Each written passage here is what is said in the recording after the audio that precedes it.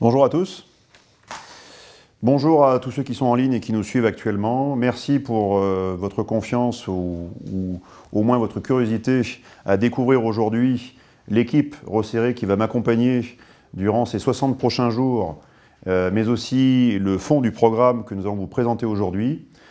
Programme qui va mettre sur la table des idées non conventionnelles et pourtant qui sont attendues par des millions de Français. Car beaucoup de programmes, les Français ne s'y reconnaissent plus. Et c'est la raison principale pour laquelle j'ai décidé de me lancer dans cette mission impossible, qui est la collecte de 500 parrainages sur les 60 prochains jours. Mais autour d'une équipe resserrée, dynamique et d'expérience, nous allons mettre en place une stratégie pour y arriver. Donc aujourd'hui, c'est un discours du 5 janvier qui a une tonalité programmatique également, mais qui intervient dans un cadre très particulier. Car hier, alors que nous étions sur Montpellier, à une primaire citoyenne, pour laquelle d'ailleurs je félicite et je rends hommage pour l'organisation qui a été diligentée, 20 candidats qui débattaient, on va dire, de leur programme et d'idées, ont eu la stupéfaction, comme des millions de Français, de recevoir ce communiqué de presse émanant du Parisien, et avec les propos arrogants, outranciers, indignes, de notre jupitérien président, qui, je pense, a dépassé les bornes. Et pour beaucoup de Français, je pense que c'est la goutte de trop dans un océan de colère qui a été mis en place depuis maintenant trop d'années, 5 années et 2 années d'accélération. Car depuis 2017 et l'élection d'un président obtenu par les forces médiatiques de l'argent abondé par une oligarchie industrielle et financière, qui est de connivence avec une technocratie hors sol, la France est rentrée dans un cycle dangereux. Dangereux de perversion, de mensonges et de division, culminant hier par l'allocution crépusculaire d'Emmanuel Macron, qui incarne tout, absolument tout, ce que nous avons toujours combattu en France, nous Français. Emmanuel Macron et sa bande de criminels et de sociopathes non refoulés sont l'incarnation d'une négation de tout ce que nous sommes. Ils sont la négation de la dignité de ce grand peuple que nous constituons quand des propos outranciers deviennent leur plan de communication.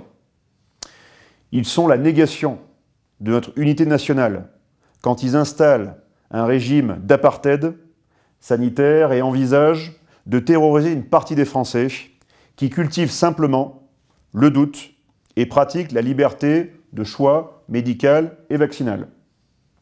Ils sont enfin la négation de la vérité scientifique et médicale qu'ils détournent pour imposer une tyrannie sanitaire alors que l'épidémie de Covid-19, aux origines troubles, touche maintenant à sa fin.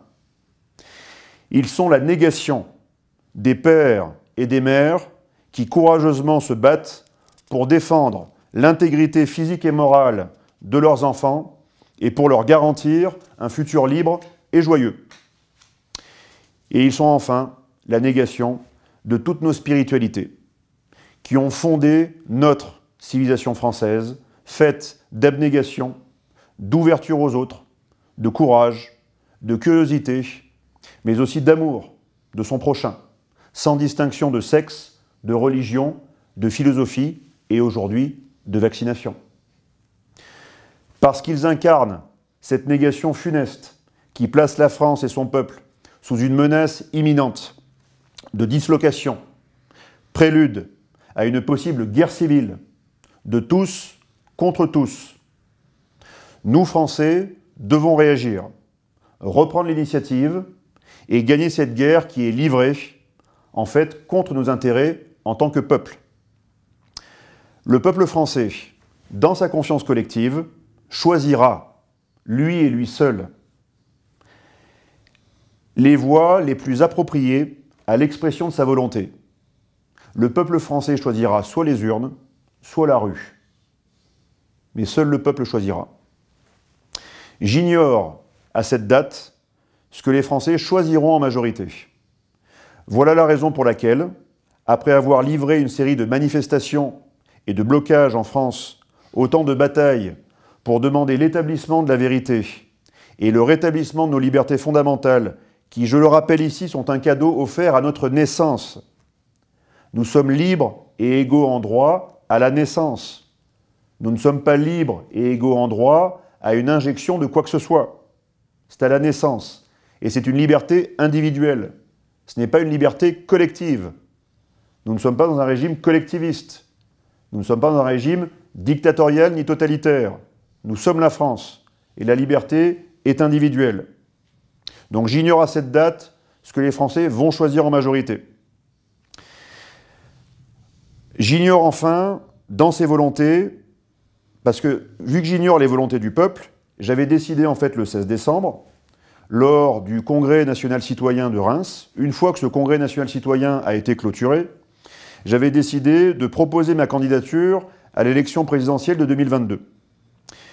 Cette candidature aujourd'hui, je vous la confirme, par la présentation d'un programme dont je vous livre ici les grandes lignes que vous pourrez retrouver dès demain sur le site officiel www.ajb2022.fr. Programme qui a d'ailleurs été préparé par des équipes dont 2 membres sont ici présents avec moi aujourd'hui. À ma gauche, Véronique Bouzou, spécialisée notamment dans l'éducation. Et à ma droite, Patrick Joland, spécialisé dans les questions liées à la cybersécurité, au renseignement et aussi au Covid-19. Je tiens tout d'abord à remercier tous les premiers soutiens financiers et toutes les personnes qui vont encore nous soutenir dans les jours et les semaines à venir pour nous permettre en fait d'aller à la rencontre des Français partout en France. Vous pouvez nous faire parvenir sur notre site ou par chèque sur l'adresse qui vous sera communiquée sur le site les dons nécessaires pour nous permettre de diligenter une campagne digne de ce nom. Autour d'une équipe resserrée, ici présente, et d'autres personnes qui n'ont pas pu se déplacer aujourd'hui. Resserrée, efficace et d'expérience, nous allons mener une campagne éclair de 60 jours et sans date pour aller à la rencontre des Français soucieux et abstentionnistes, mais aussi des élus qui ont une responsabilité historique. Sur les 44 000 Français en capacité de donner leur parrainage pour les élections présidentielles à un candidat, beaucoup subissent des pressions intolérables venant d'une mafia politique qui a pris le contrôle de notre pays pour le précipiter vers un abîme funeste. Si les élus reprennent le courage nécessaire pour donner leur parrainage et offrir aux Français la possibilité de disposer de candidats hors du système pour sauver le pays. Si également le peuple de France qui s'abstient choisit de se saisir de son destin politique et revenir vers les urnes par un vote historique, alors entre la guerre civile que prépare l'oligarchie, qui est crépusculaire, et leur représentant de commerce, Emmanuel Macron, et la soumission de notre peuple à une dictature technologique et financière, alors je dis bien, une troisième voie est possible, celle d'un peuple qui reprend le contrôle de sa destinée en réclamant la vérité, en rétablissant les libertés et enfin en sanctuarisant sa souveraineté. Voilà en fait les 3 piliers de notre campagne. La vérité, la liberté et la souveraineté. Voici donc les points les plus importants de ce programme, dont vous pourrez retrouver toutes les précisions sur le site officiel de la campagne www.ajb2022.fr. Vérité, liberté et souveraineté. Suite à mon élection, possible, et celle de mon équipe, après une reprise en main de l'appareil technocratique, les 100 premiers jours de ma présidence mettront en place les modalités pour proposer 10 référendums majeurs soumis à tous les Français. Vox Populi, Vox Dei. La voix du peuple, c'est la voix de Dieu. Seul le peuple est souverain. Il ne l'était plus, il va le redevenir. Le peuple français sera souverain chez lui. Une fois les référendums exprimés, quelle que soit son orientation politique, l'Assemblée nationale devra souscrire à la volonté du peuple réuni. Les 10 référendums porteront sur les notions vitales de vérité, de liberté et de souveraineté, incontournables pour relancer la France. La crise du Covid-19 constitue une rupture fondamentale de notre état de droit. Une rupture, et nous pourrions dire une chute, de l'état de droit. C'est une véritable guerre silencieuse, menée contre les intérêts du peuple français. Elle a été diligentée par des responsables politiques qui ont délibérément, je dis bien délibérément, laissé des Français sans assistance, en défaut de médicaments ou de thérapie, ou exposé les concitoyens français à des risques majeurs sur leur santé par l'inoculation de thérapies géniques non certifiées et à l'innocuité non prouvée. Ces actes et décisions ont été pris dans le secret d'un conseil de défense sanitaire et tous les documents ont été classifiés, empêchant tout contrôle parlementaire ou judiciaire. Les contre-pouvoirs ne sont plus. Donc voici le référendum numéro 1 que nous proposerions demain aux Français. Souhaitez-vous la déclassification complète de tous les documents et décisions établis dans le cadre du Conseil de défense sanitaire? Seul le président et le Premier ministre peuvent déclassifier. Mais nous allons demander aux Français s'ils veulent que la vérité soit établie. Auquel cas, nous déclassifierons. Référendum numéro 2. La suite logique. Vu que les pièces seront déclassifiées et seront remises à la justice pourra donc apprécier la qualité de poursuite envers les personnes qui ont diligenté de possibles crimes et délits envers les citoyens français et envers les intérêts fondamentaux de la nation. Je rappelle ici la notion cardinale d'intérêt fondamental de la nation. Crimes, délits et également intérêts fondamentaux. Deuxième référendum, souhaitez-vous l'établissement d'un tribunal d'exception pour juger des crimes et délits perpétrés par les responsables civils et militaires dans le cadre de la crise du Covid-19. Autre point, retrouver la souveraineté de la loi et en finir avec le principe de subsidiarité européen qui transforme notre Assemblée, et vous le voyez ces jours-ci, jusqu'à il y a 2 jours, en chambre d'enregistrement, malgré l'élection nationale. L'article 50 du traité de fonctionnement de l'Union européenne permet aux pays signataires, dont la France, de se retirer de l'Union européenne. C'est aux Français de choisir.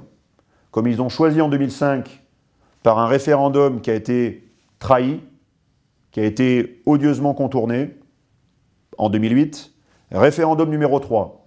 Souhaitez-vous activer l'article 50 du traité de fonctionnement de l'Union européenne et sortir de l'Union européenne?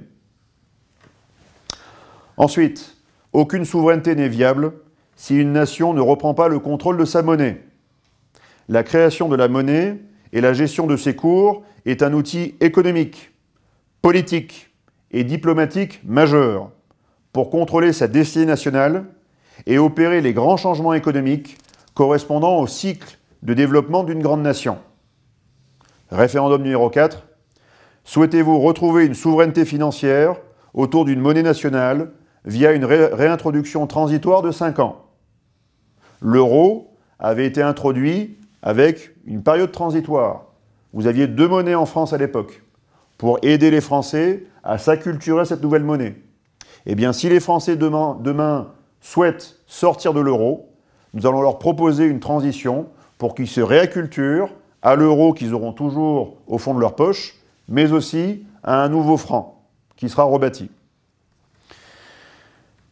Autre point, la France est intégrée dans une structure militaire de coopération, l'Organisation du traité de l'Atlantique Nord, OTAN, dont les objectifs stratégiques ont évolué depuis la guerre froide, dans le cadre d'un monde désormais multipolaire, où une sujétion stricte aux intérêts américains est contraire à l'indépendance française prônée notamment par le général de Gaulle. Référendum numéro 5. Souhaitez-vous retrouver une souveraineté militaire nationale en sortant, dans un premier temps, du commandement militaire intégré, puis de l'OTAN, après encore une période transitoire de 5 ans? Autre point, la guerre économique mondiale fait rage et nombre de nos fleurons industriels ont été agressivement rachetés par l'incompétence ou la compromission de nos élites politiques. La quintessence du génie français s'exprime notamment à travers des entreprises industrielles stratégiques où la vision marchande ne permet pas le développement sur le long terme. L'État doit redevenir stratège, car seule cette entité, l'État, est capable d'assurer la promotion de projets sur plusieurs générations. Les Français sont également exsangues financièrement. Près de 10 millions de citoyens sont en état de pauvreté actuellement en France. Leur garantir la liberté de déplacement, de circulation, pour travailler est incontournable. Donc référendum numéro 6, par rapport à tous ces points, souhaitez-vous renationaliser les entreprises d'intérêts fondamentaux, touchant aux énergies, à l'eau, aux communications, au spatial, à l'armement et aux voiries. Autre point, la politique d'immigration en France depuis 40 ans a été au service d'intérêts politiques, idéologiques ou économiques, très éloignés des intérêts du peuple français. Véritable fléau, incontrôlé, responsable de la transformation sociologique de territoire français, la politique d'immigration doit être reprise en main et sévèrement contrôlée. D'où le référendum numéro 7. Souhaitez-vous un inventaire public et complet de la politique d'immigration ainsi qu'une relance vigoureuse de la politique d'assimilation, qui a d'ailleurs été sabotée par nos élites depuis 40 ans.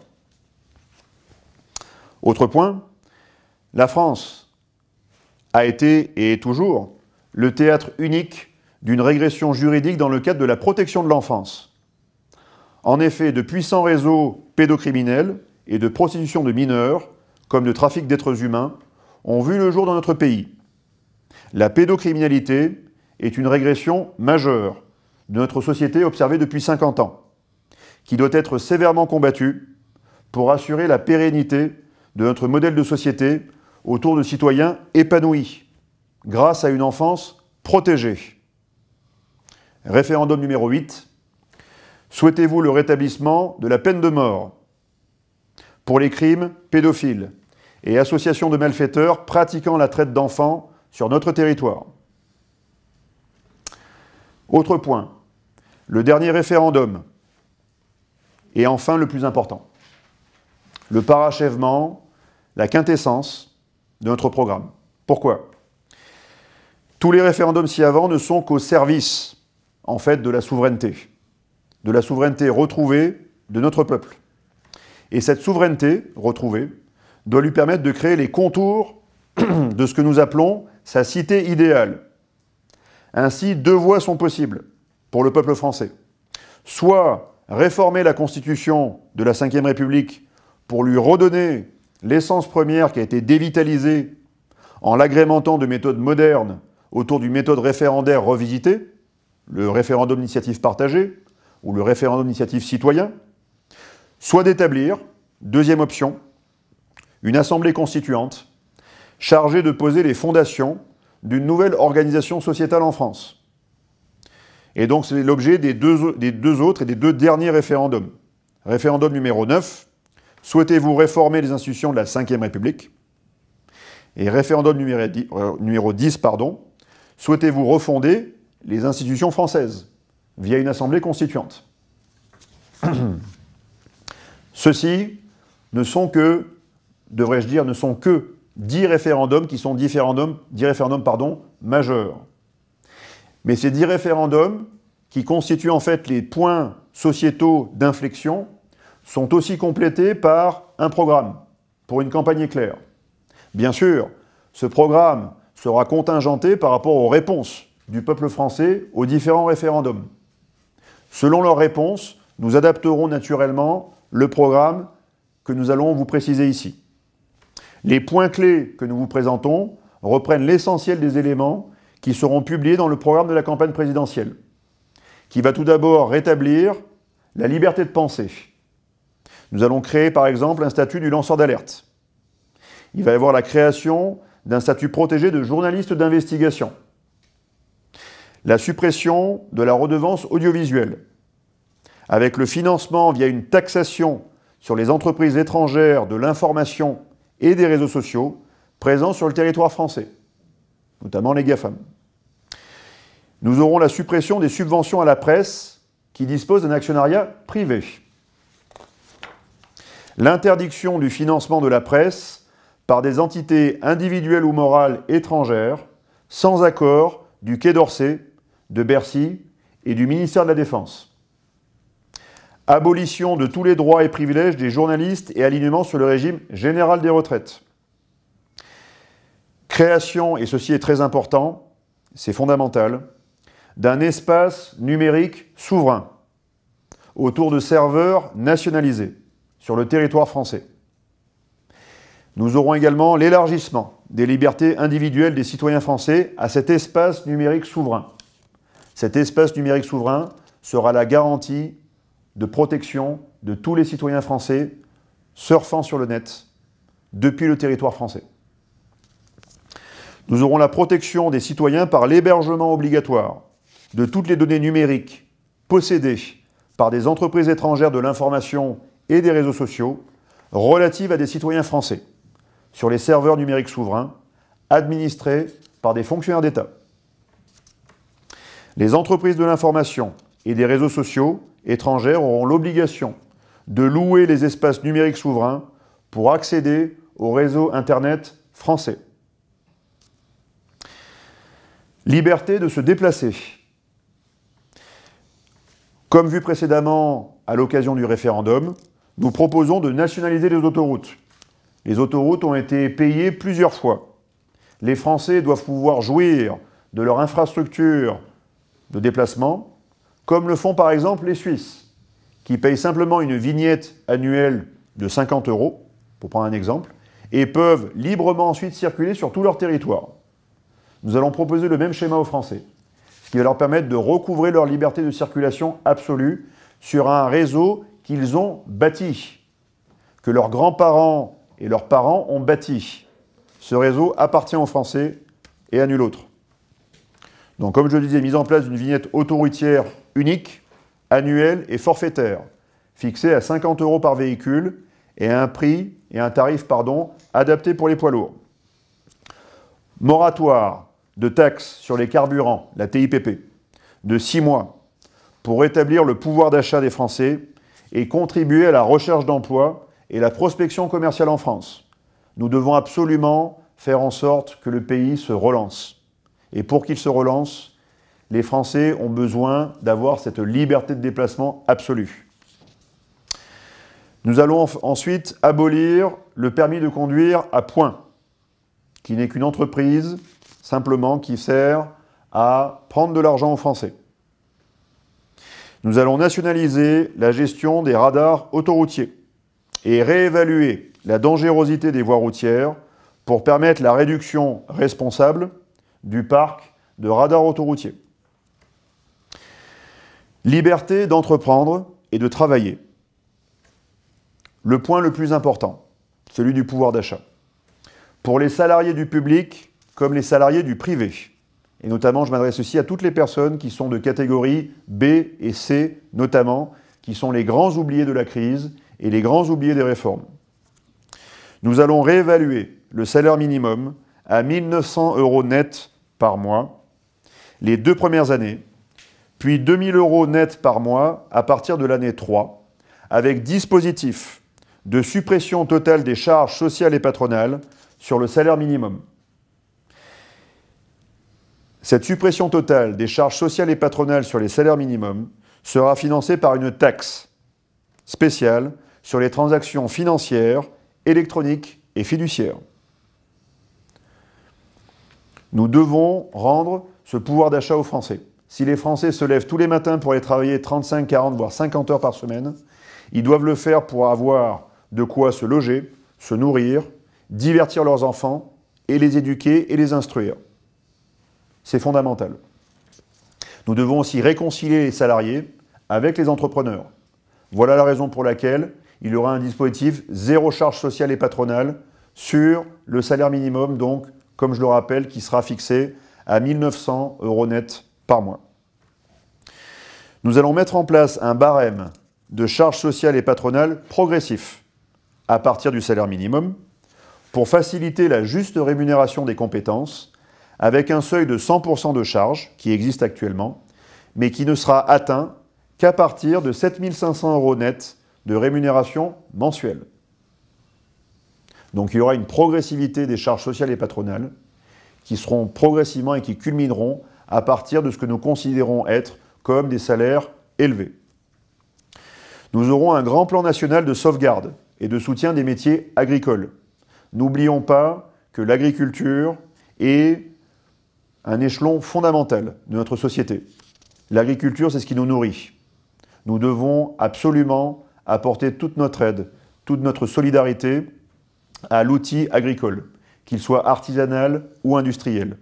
Toute l'agriculture doit être pérennisée, protégée, sanctuarisée.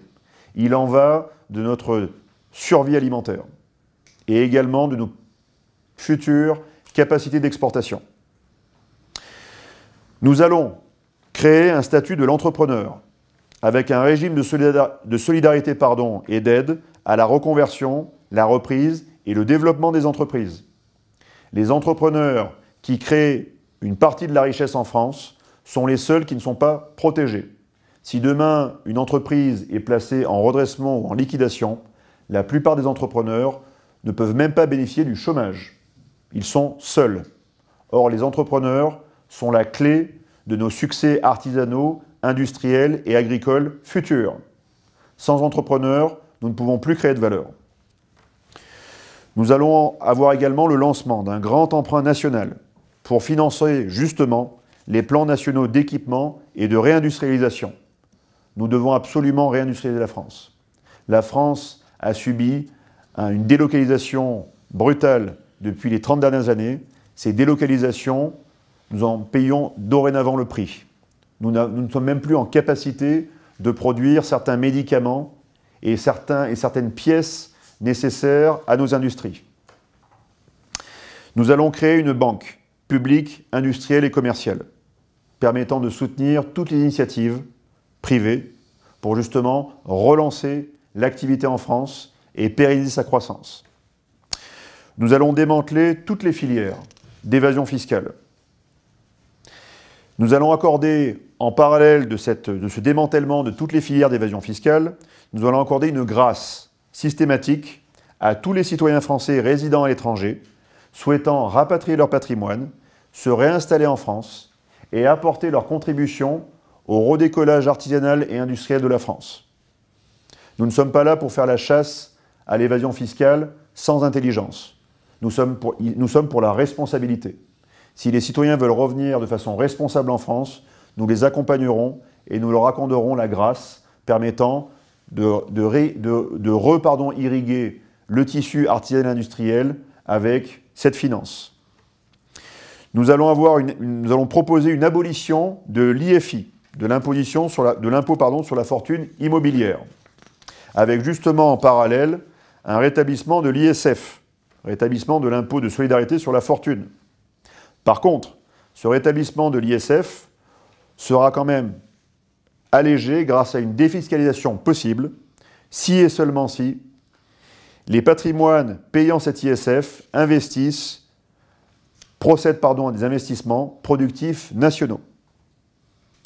Nous allons lancer un grand plan de réindustrialisation d'urgence autour des filières atomes, sidérurgie, plasturgie, textile, automobile, aéronautique et agriculture. Nous allons offrir enfin à tous les citoyens français, je dis bien tous les citoyens français, un bouclier fiscal. Ce bouclier fiscal pour tous les citoyens, quels que soient leurs revenus. Leur imposition totale, y compris celle de l'ISF, incluant impôt sur le revenu, taxes diverses, taxes locales et taxes sur la valeur ajoutée, qui est payée systématiquement par tous les Français tous les jours, toutes ces taxes cumulées ne pourront pas dépasser 40% des revenus annuels des Français. Les Français doivent pouvoir au moins bénéficier de 60% de leurs revenus à l'année. Les taxes ne pourront plus dépasser ces 40%. Elle dépasse allègrement ces 40% actuellement. Nous sommes parfois à 50, 60, parfois 80% dans certaines situations. C'est intolérable. Nous devons rendre leur liberté aux Français. Nous allons aussi proposer la suppression de l'impôt sur le revenu pour tous les retraités. Tous les retraités qui ont cotisé pendant tous les semestres nécessaires, 30, 35, 40, parfois jusqu'à 42 ans, sont encore actuellement en France imposés sur leurs revenus. Nous allons l'abolir. Autre phase du programme, la liberté spirituelle, qui est très importante. La liberté de culte sera protégée avec un retour à l'essence première de la laïcité. La liberté de tous, mais dans une discrétion absolue. Discrétion absolue qui permettra justement qu'il n'y ait pas de contournement des lois 1901 et 1905 pour des raisons politiques, idéologiques, religieuses et communautaires. D'ailleurs, toutes les subventions ou aides publiques, directes ou indirectes, finançant les lieux de culte seront interdites. Il y aura enfin un grand plan national de sauvegarde et de réhabilitation de tous les lieux culturels et cultuels d'avant 1950, bénéficiant d'un classement. Ce budget annuel sera abondé à hauteur de 1 milliard d'euros par an. Justice et sécurité. La justice et la sécurité sont les premières des libertés, sans lesquelles il est impossible qu'un citoyen puisse vivre et s'épanouir. Nous allons proposer un grand plan national pour le démantèlement de tous les réseaux salafistes en France, qu'ils soient en col blanc ou dans la rue.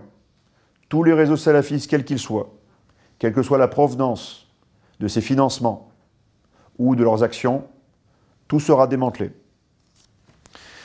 Nous allons proposer également un deuxième grand plan national pour le démantèlement des trafics de drogue, d'armes et d'êtres humains. Et un troisième grand plan national pour le démantèlement des sectes et de tous les réseaux de pédocriminalité. Donc 3 grands plans nationaux. Un grand plan national sur les réseaux salafistes, un deuxième plan sur les trafics de drogue, d'armes et d'êtres humains, et enfin un troisième plan sur tous les réseaux pédocriminels. Pour ce faire, nous aurons besoin de construire 100 000 places de prison en 5 ans, portant le parc national de places à plus de 175 000. Nous allons construire 50 000 places de prison spéciales, dites de bagne, pour en fait proposer une graduation de la réponse pénitentiaire. Il y a le droit commun, il y aura également le droit exceptionnel. Nous allons procéder à une augmentation des effectifs de la gendarmerie nationale pour le porter de nouveau à 100 000 militaires, pour revenir au statu quo avant Sarkozy, qui a diminué considérablement les effectifs de la gendarmerie, puis François Hollande, puis encore Emmanuel Macron. Nous allons revenir à 100 000 militaires. Nous allons également augmenter les effectifs de la police nationale à 150 000 fonctionnaires, incluant au moins 8 000 fonctionnaires de la DGSI. Nous allons proposer un doublement du ministère de la Justice, hors construction. Un doublement du budget. Ce doublement du budget sera en fait conditionné à une réorientation idéologique de la justice. La justice devra être rendue strictement au nom du peuple français et non au nom d'intérêts idéologiques, partisans ou politiques, uniquement le peuple français. Nous allons proposer également la création d'une assemblée populaire, permanente et indépendante, chargée de superviser et contrôler l'action des magistrats, rendant la justice au nom du peuple français. Nous allons également proposer l'abolition des lois Pleven, Guesso et Taubira, dites lois mémorielles, pour le chapitre Guerre et défense. Nous allons proposer une réécriture du livre blanc de la défense et de la sécurité intérieure, incluant une défense opérationnelle du territoire. Nous allons proposer un redéploiement d'une sécurité civile aux missions de prévention et de préparation élargies pour la population nationale. Nous allons proposer la création d'un 7e service de renseignement indépendant du Conseil national de renseignement. Le Conseil national de renseignement actuellement, dispose de 6 services de renseignement. Il y aura un 7e service de renseignement, avec des missions spéciales. Nous allons proposer une relance spatiale nationale. Une relance spatiale nationale qui sera à la fois et civile, mais aussi militaire. Nous allons proposer, comme c'est dans les tuyaux actuellement, la construction d'un 2e porte-avions nucléaire. Nous allons proposer la consolidation de la flotte de souveraineté, de dissuasion et de projection pour atteindre 500 000 tonnes. Et enfin, rétablir le service militaire et civil de 6 mois, 3 mois de formation militaire collective et 3 mois de service civique pour tous les citoyens de moins de 26 ans. Sur le chapitre de la sécurité sociale, de la santé et de la solidarité, nous allons créer un fonds d'indemnisation des victimes du Covid-19, abondé par les industriels de la pharmaceutique. Nous allons lancer un grand plan national d'équipement et de redéploiement des urgences hospitalières. Nous devons revenir à un niveau de 450 000 lits de réanimation. Le niveau actuel, c'est 350 000. Nous devons redéployer l'hôpital public de proximité dans toutes les zones périurbaines et les campagnes. Tous les citoyens français, où qu'ils soient sur le territoire national, ne doivent pas subir d'injustice territoriale, d'injustice dans le service public rendu. Et la santé est un grand service public auquel sont attachés tous les Français. Nous allons réformer, mais aussi renforcer, la sécurité sociale et ses ayants droit pour la sanctuariser aux seuls citoyens français. Nous allons proposer une révision générale des politiques de remboursement des médicaments, en les réévaluant et en réintroduisant des remboursements gratuits, de la gratuité pour des médicaments qui jusqu'ici ont été progressivement déremboursés. Nous allons proposer la suppression de l'AME, l'aide médicale d'État, qui dépasse actuellement 1,5 milliard d'euros au budget. Cette AME n'a pas de raison d'être. Quand nous voyons que les Français atteignent une population de 10 millions de pauvres, la plupart ne bénéficient pas d'aide médicale, nous devons redéployer tous les moyens médicaux au profit, en priorité des Français. Enfin, la Constitution française, refondée selon les référendums, où les futures institutions devront protéger, et c'est un point fondamental, par rapport à la guerre sur les peuples qui est diligentée actuellement dans le cadre de la guerre sanitaire du Covid-19, la pseudo-guerre sanitaire du Covid-19. La Constitution française future devra protéger l'identité génomique, numérique et civile de tout citoyen français. Ce simple fondement pourra faire reculer les velléités des oligarchies techno-financières. Votre identité génomique sera établie à votre naissance, comme autrefois votre groupe sanguin, pour vous permettre de vous défendre en cas d'intrusion de matériel génique pénétrant votre intégrité corporelle, jusqu'à votre ADN. Seul un consentement libre et éclairé autorisera des entreprises ou des professionnels à vous transformer. Cela existe déjà, par exemple, avec la chirurgie esthétique. Sur le chapitre de l'organisation de l'État, nous allons proposer la dissolution de toutes les commissions et des différents conseils inutiles aux intérêts publics, et notamment le Conseil économique, social et environnemental, qui sera dissous, le CESE. Nous allons proposer l'abolition immédiate des régimes de retraite exceptionnels des parlementaires. Les parlementaires doivent être alignés sur les citoyens français. Les parlementaires doivent montrer l'exemple, en tout lieu et en toutes circonstances. Donc leur régime de retraite sera aligné sur celui des citoyens français.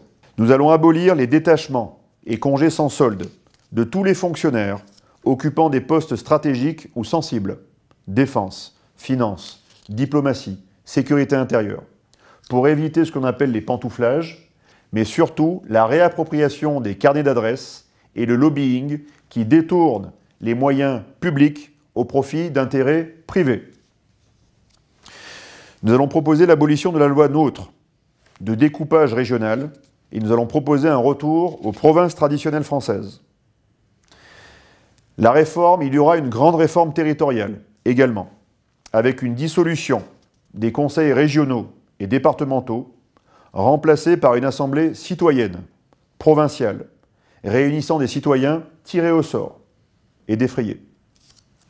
Comme jadis, cela se faisait sous la Grèce antique.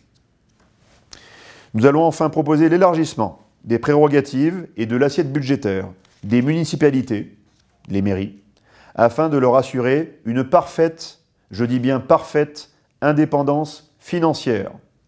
Les raisons pour lesquelles actuellement les élus ne donnent pas leur parrainage pour l'élection présidentielle sont avant tout des raisons budgétaires, des raisons financières, parce que les mairies sont contrôlées par des strates administratives intermédiaires, départementales et régionales. Nous assurons aux mairies une indépendance financière totale, qui permettra aux maires d'assurer ses fonctions premières, de représentation des intérêts des citoyens résidant sur sa commune, mais également garant de la démocratie et garant des parrainages qu'il doit donner pour que la démocratie fonctionne correctement. Notre grand défi sera aussi un défi de la citoyenneté. La citoyenneté rimera avec responsabilité. C'est une nécessité impérieuse. Responsabilité éducative, responsabilité d'organisation, responsabilité de penser et de débattre, responsabilité de voter, responsabilité de contrôler l'action des élus.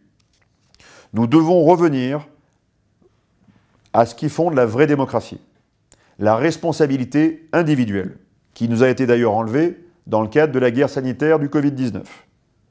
Cette responsabilité individuelle, les gouvernements cherchent à la manipuler, encore une fois.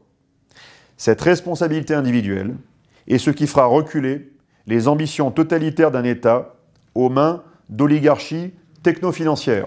Cette responsabilité est celle avant tout d'un citoyen épanoui, construit sur 3 piliers. La famille, pour l'éducation, l'école, pour l'instruction, et enfin le service militaire et civil, pour l'engagement au profit de la cité. Famille, éducation et instruction. La famille, les mères et les pères, constituent la première étape fondamentale et éducative de l'enfant. Sa bonne éducation est une clé d'épanouissement dans notre société. En raison de la mondialisation à outrance, les familles ont été décomposées, privant les pères et les mères du temps nécessaire à la juste éducation de leurs enfants.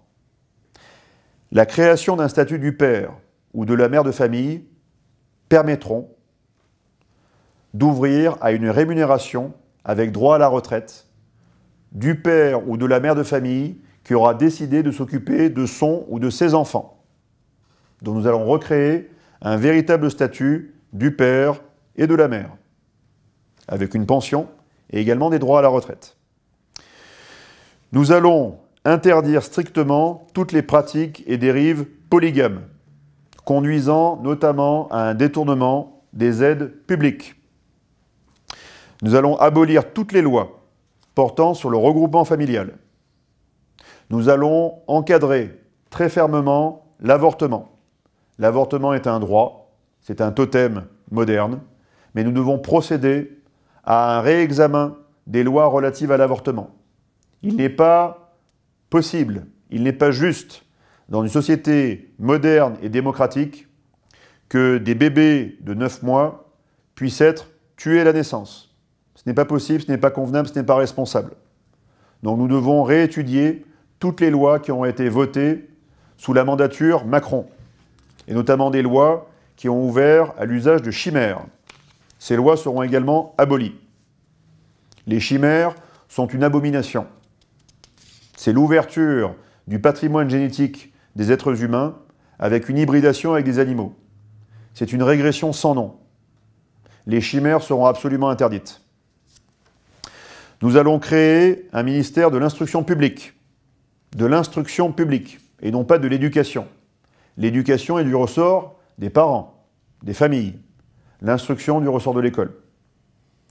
Nous allons renforcer l'autorité des professeurs et également améliorer leurs conditions salariales, notamment en début de carrière. Nous allons interdire l'écriture inclusive.